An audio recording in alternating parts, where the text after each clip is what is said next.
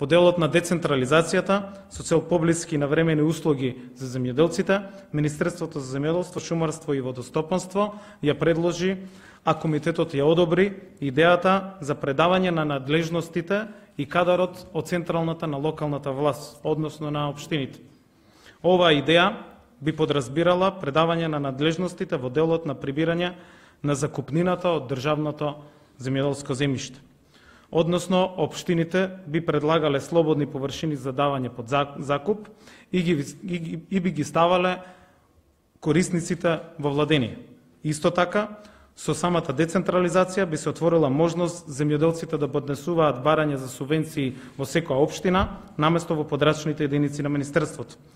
Со ова, сите рурални општини би имале свој подрачни единици на некој начин. За секој земјоделец да може да си поднесе барање и да добие услуги во своето место на живење.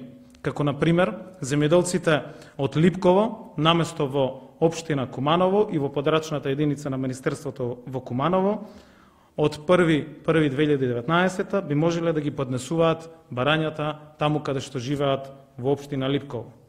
Со оваа идеја за децентрализација би ги доближиле нашите услуги, но институциите до самите земјоделци.